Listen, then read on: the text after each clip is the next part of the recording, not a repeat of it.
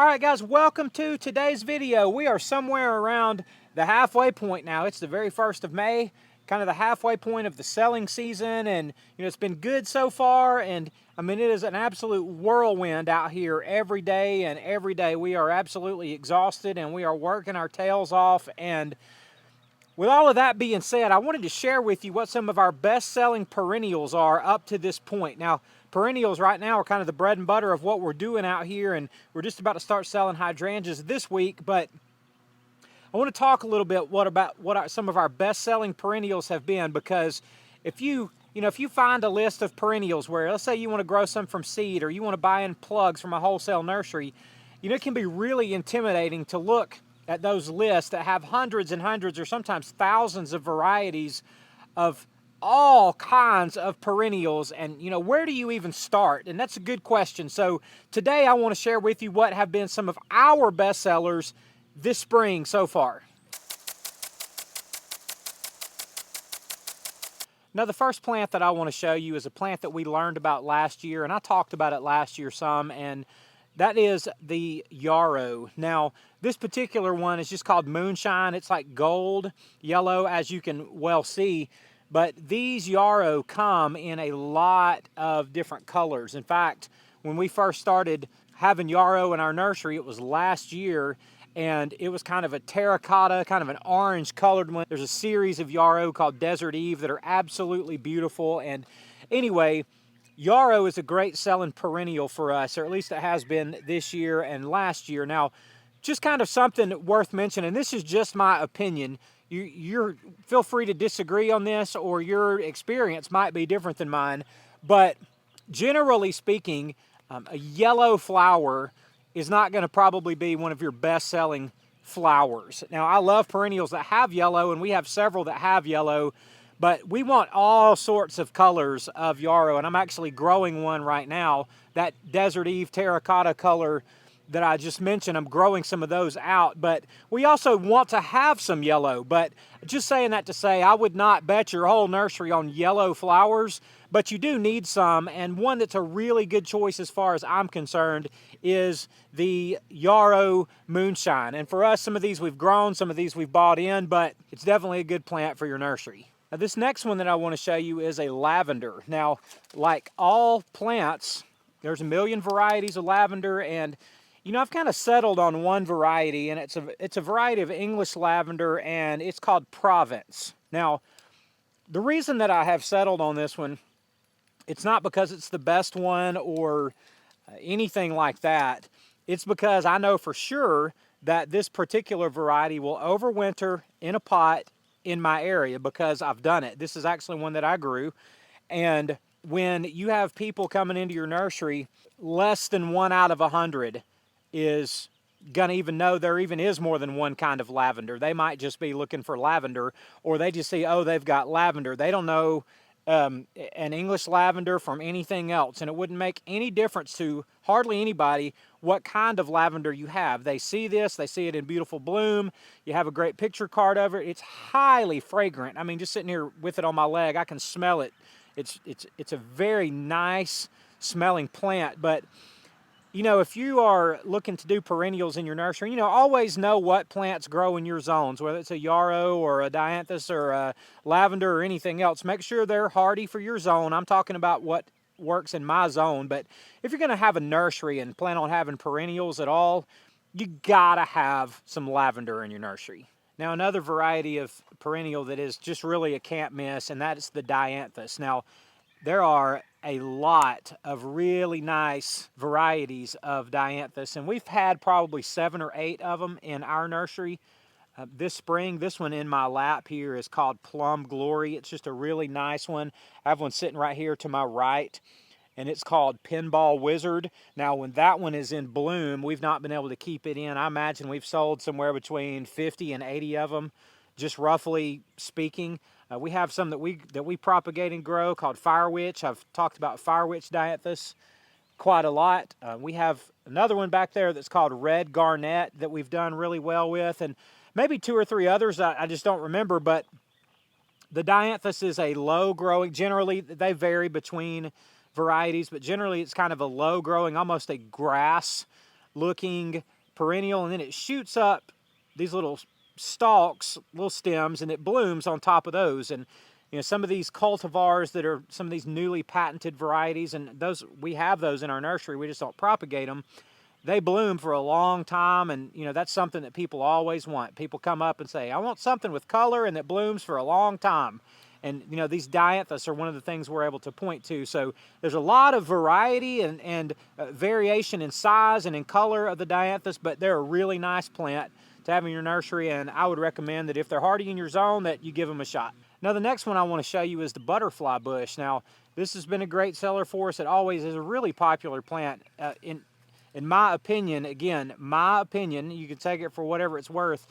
You could do a whole chunk of your nursery in butterfly bush. There's a great variety of them out there.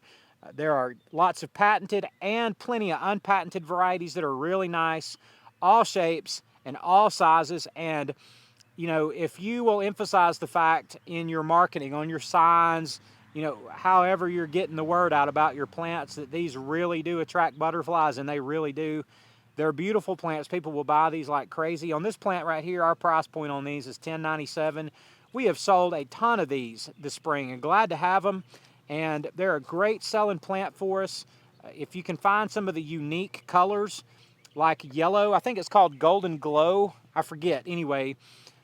But the pinks always do well, the purples always do well. But always try to find some unique colors with anything, not just, light pink and lavender colored, and, find unique things, including when you're doing your butterfly bushes. And great variety called Grand Cascade. But, find some of those unique varieties, and you're not gonna have any trouble selling them. Great, great, great plants. Another plant that we've done really well with this year is the Columbine. Now this is one that I grew from a bare root start that I brought this year. It looks a little thin on the top, not a great looking Columbine, but people are buying them anyway. But before these, we had some that we bought in, multiple colors of them, and I don't know of a plant that we've had this spring that we sold more of faster than the Columbine. The first 1, 2, 3, at least the first 3 weeks we were open, we could still get good numbers of them. We were selling 30 or 40 of these a week, and they looked better than this one, but I just wanted to give you an example. And they were much more full than this. They bloomed in different colors than this. Again, this is not a bad example of the plant. It's just not a very full example of the plant. But Columbine is a plant that you need to have a look at. Find out if it's hardy in your area. See if you can, if you have a source for them, either from seed, from plugs, or whatever it is, however you may acquire them. And give it a look as a plant to have in your nursery, like some of the others that I'm recommending or showing you that have sold really well for us. There's a large variety of them as far as their appearance goes, and the color of their blooms, the shapes of their foliage, and all the rest. So it's another plant to give some attention in your nursery, the Columbine. All right, the next one I want to show you is the black elephant ear. Now, this is a really weird one for us. And the reason I say that it's weird is because this is not a plant that we have ever dealt with. So I live right on the edge of Zone 7 and Zone 8, and this might or might not be perennial here. Some of my customers are telling me that they grow these at their places and that they are perennial. So I'm calling it a perennial, but it's really more of a tropical that's better suited for more southern climates. When I say southern, I really mean coastal, like Gulf coastal, or wherever you live when you're probably in Zone 8, 9, and 10, that kind of thing. But that being said, there was a lady who came out here to our nursery one day, maybe about our second week, and she said, "Do y'all have any black elephant ears?" And I said, "No, we don't have any black elephant ears, and I'm not getting any black elephant ears because I don't even know where you would go about getting those." Well, within a week, I had located some, and I told Casey, I said, "Well, let's just try it and see what happens." And we got a few, and they were gone just like that. I mean, it's unbelievable. Really kind of a cool thing. And then we decided to get a lot more of them, so we did. And these things have just sold like crazy. Now, I'm not telling you that you need to get black elephant ears in your nursery, but what I am telling you that you want to try to do is maybe take a flyer on something that you're really not used to. This is not something that was on my radar at all. Early in the year or in previous years, I would have not dealt with a plant like this at all. But as you're doing your kind of bread and butter type stuff that are good sellers and are predictable for you and all that, throw in from time to time something like an elephant ear, or maybe some kind of other tropical that people might dig up in the fall and store in their garage or something over the winter. It's worth taking a shot on. At least these have been for us. It's something that we'll have in our nursery for years to come, I think, and something that we've enjoyed having. It's been a great conversation piece in our nursery with our customers, and something that I would suggest that you give a try, or something like it. Now, just a couple more that are worth mentioning. The Red Hot Poker, we've sold a lot of these. We have a hard time keeping them in stock, which is great, but we've sold a lot of Red Hot Poker. Another one that we've sold a bunch of, and I mean, it might be #1 on the list if we could have kept them, and you know, our supply kind of ran out, but that was hummingbird mint, and the name of that is Agastache or Agastache or however you pronounce that, but those have been phenomenal plants for us as well. They're just, you know, people are really into things that attract pollinators, hummingbirds, bees, those sorts of things. So the hummingbird mint has been one of those. And of course, coral bells have been a great seller for us. You know, our nursery is just not going to be our nursery without some coral bells in it. And these things come in all kinds of spectacular colors. And since they stay colorful for so many months of the year, people absolutely love them. And we've sold a ton of these. This one is Forever Purple, and this one is Guacamole. And we've also sold a lot of kind of the maroon red ones called Magma. Those have been kind of our go-to colors, but really good on coral bells. Now, this is a really nice shade plant here that's been a great seller for us. This is a new to us plant this year. It's called Lamium, and this particular variety is called Beacon Silver, and you can kind of see it's kind of a greenish silver colored foliage, and it has kind of a purple pink bloom on it. Low growing ground cover, but you know, we've been able to sell these. These are just in small quart pots, so we've been able to sell these for just $5.97 each and still do really well on them. So again, a new to us plant, but it's been great. And for whatever reason, this plant has been another really good conversation piece among our customers, because when they see it, they just go, oh, wow, that's beautiful. And that's the kind of stuff we want to have. So 2 thumbs up on the Lamium.